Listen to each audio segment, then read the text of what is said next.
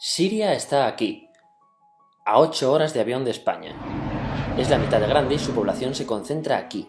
¿Por qué? Porque toda esta zona es un enorme desierto, pero un desierto muy importante. Tiene 1/3 de las reservas de petróleo del mundo y también de gas natural, según algunos el nuevo petróleo. Para sacarlo de aquí y llevarlo a Europa, hay que rodear toda esta península y salir por el canal de Suez. Como te puedes imaginar, aquí te cobran. Pero hay otra manera más fácil, la línea recta. El que controle estas tuberías las puede abrir y cerrar, como un grifo. Si no pagas, no hay petróleo, ni gas. Esta región es la polla. La civilización en el planeta empieza en 3 sitios y este es uno de ellos. Mesopotamia, aquí. Sumer, que te sonará menos, pero es el puto inicio de todo. Aquí también. ¿Recuerdas la Torre de Babel de la Biblia? La hicieron estos tíos. Egipto, aquí. Siempre ha sido un punto de contacto entre Oriente y Occidente, dando a Asia salida al Mediterráneo. Quizá por eso aquí nacen las principales religiones monoteístas, el judaísmo, el cristianismo y el islam. El islam es el último que llega y de hecho acoge a las 2 anteriores. Adán, Noé, Moisés, Jesucristo son considerados profetas islámicos. Bueno, al grano. Como la zona es la hostia, todos han querido controlarla y siempre ha estado dentro de algún imperio. Persas, griegos, los romanos.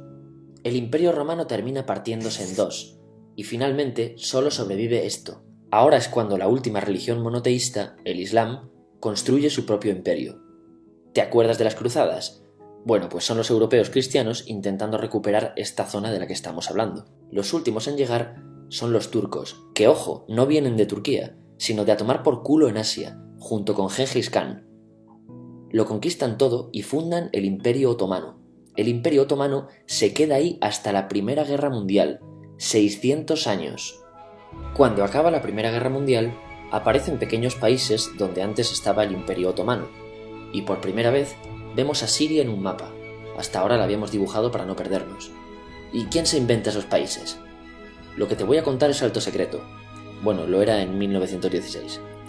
Este súper secreto se llama Acuerdo de Sykes-Picot. Los franceses y los ingleses no podían derrotar solos al Imperio Otomano. Solo podían si les apoyaba la gente que vivía dentro, en su mayoría árabes. ¿Cómo se los ganaron? Pues les prometieron la Gran Arabia, un país solo para ellos. El único problema es que era un timo. Antes de seguir, recuerda una cosa. Los árabes son un pueblo, pero no una religión. O sea, un árabe puede ser musulmán, puede ser cristiano, y antes del Islam parece que hubo tribus árabes con tradiciones judías. Bueno, pues a los árabes no les dieron ese único país que les habían prometido. En su lugar, franceses y británicos crearon muchos países pequeños. Estos países, obviamente, no eran países de verdad, sino zonas bajo su control con gobernantes puestos por ellos. Durante este tiempo hacen lo que quieren con la zona. Recuerda que hay petróleo. Siria, aunque no tiene grandes reservas, tiene fácil salida al mar, y Francia, que es la que se ha quedado con Siria, se lo da a compañías extranjeras. Después de la Segunda Guerra Mundial, los europeos se van. En el caso de Siria, son echados a patadas. Pero antes de irse, crean otro estado, Israel. No es el momento de hablar de ello, pero es un estado muy polémico que sus vecinos no reconocen. La prueba es que nada más irse los británicos, todos estos estados lo atacan. La zona, a partir de ahora, va a ser una puta bomba de relojería. ¿Y mientras qué pasa en Siria? Bueno, pues no es muy estable. Tiene golpes de estado constantes. En esa época aparece en Siria una ideología que se hace con el control y se expande por el mundo árabe, el Ba'ath. Esta ideología mezcla el antiguo sueño de una sola nación árabe con ideas socialistas. Y algo muy importante, es laica, o sea que no es religiosa. Siria se llega a unir con Egipto, un país con el que no tiene frontera. Pero no es algo raro, muchos de estos países intentan hacerlo también. Como recordarás, a esta gente se le había prometido un solo país y las ganas las seguían teniendo. Pero la unión falla. En este tiempo Egipto les convence para nacionalizar el petróleo. En Siria, Al-Assad, el padre del Assad de ahora, se convierte en jefe del estado Ba'ath. En Irak, también Ba'ath, comienza a ganar fuerza Saddam Hussein. Las diferencias entre ambos países dividen a los partidos Ba'ath de otros países en pro-Siria o pro-Irak. Ahora ocurre la Guerra Fría. El mundo se divide en 2. O eres de Estados Unidos o de la Unión Soviética. Son años muy movidos en los que se pegan constantemente con Israel, invaden su vecino Líbano y comienza una oposición islamista al régimen Ba'ath de Assad, los hermanos musulmanes. Vale, volvamos atrás un momento. Recuerdas que la mayoría de árabes eran musulmanes, ¿verdad? Pues dentro de los musulmanes hay 2 ramas fundamentales, los suníes, la mayoría, y los chiíes. En el caso de Siria, a pesar de ser un estado laico, los gobernantes como Assad y jefes militares eran chiíes, los cuales representan menos del 13%. En cambio, casi el 70% de la población es suní. Un dato curioso es que los cristianos son casi el 10%. Que los chiíes controlen el gobierno y el ejército mosquea a la población suní, y este sentimiento es aprovechado por los hermanos musulmanes, islamistas radicales suníes. Estos toman las armas en la ciudad de Hama en contra del gobierno, y Assad acaba con la revuelta a costa de matar miles de civiles y encarcelar a mucha gente. En el año 2000, Assad padre muere y le sucede Assad hijo. Ante las presiones libera a muchos presos, trae internet y esperanzas de cambio.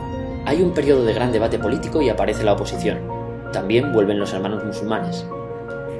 Los siguientes años son difíciles. Arrestan a la oposición. Y Bush incluye Siria en el eje del mal, y esto la aísla. Está mal visto negociar con Siria. Los kurdos, un pueblo que vive distribuido por varios países de la zona, empiezan a protestar también. Hay represión y muertos. En 2011, te sonará esto, ocurre la Primavera Árabe. ¿Qué es esto? Bueno, es una protesta que se va propagando por todos los países árabes pidiendo más democracia. Como ves, el mundo árabe, a pesar de estar dividido en países, tiene tendencias generales. Cuando llega a Siria, Assad hijo termina usando el ejército y en los enfrentamientos mueren unas 1000 personas. Los enfrentamientos irán escalando hasta que se conviertan en guerra civil. No hay un momento exacto de inicio. Lo importante es que hoy en día hay numerosas facciones en juego. Vamos a verlas. Pero primero piensa en que todo está dividido entre chiíes, la minoría, y suníes, la mayoría. Chiíes y además laicos, o sea, no religiosos, son el gobierno de Al-Assad. Controla todo esto, que si recuerdas son básicamente las zonas chiíes del país. El gobierno de Assad está enfrentado al resto. También mayoritariamente laico, pero suní, es el Ejército Libre de Siria o FSA en inglés. Junto con el Frente Islámico, que es religioso, y otros 70 y pico grupos más, forman una coalición que la prensa llama simplemente la oposición. También suníes e islamistas, pero radicales, son Al-Nusra, llamados Al-Qaeda en Siria, porque son básicamente eso, Al-Qaeda en Siria. Otros islamistas radicales son el ISIS o Estado Islámico. Salen de Al-Qaeda en Irak, controlan la mayor parte de Siria e Irak y se han hecho famosos por sus atrocidades. Su objetivo teórico impacta a muchos. Es un Estado Islámico a lo largo de Asia, África y Levante, aunque a ti ya te suena, ¿verdad? En naranja tenemos al pueblo kurdo, que recordarás porque el presidente Al-Assad lo reprimió, al igual que gobiernos de países próximos también hacen. Ahora controlan militarmente esta zona. Antes de terminar, repasemos los apoyos internacionales a fecha de octubre de 2015. Las fuerzas de Al-Assad son apoyadas por Rusia, que ya tenía base militar en el país antes del conflicto, por Irán y por China. Todos son países de lo que Europa llama Oriente. En contra de Assad, apoyando a la llamada oposición, luchan Estados Unidos, Turquía, Francia, Gran Bretaña y Arabia Saudí. Podemos terminar con algunas conclusiones. Te advierto que esto ya es pura opinión. Si recapitulamos, vemos que la región es estratégica. Por su situación privilegiada, todos la quieren. Siria siempre ha estado bajo el paraguas de grandes imperios.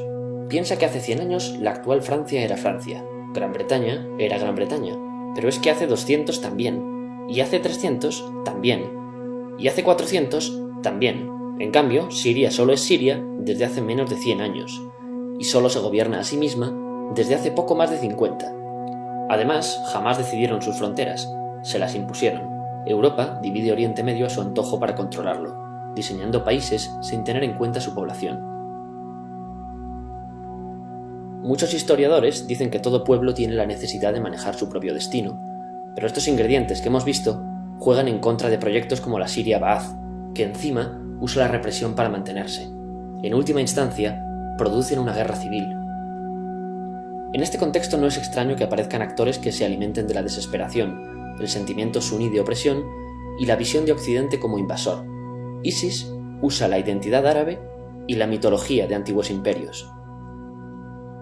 Cuando quieras entender el presente, pregúntate: ¿y el pasado?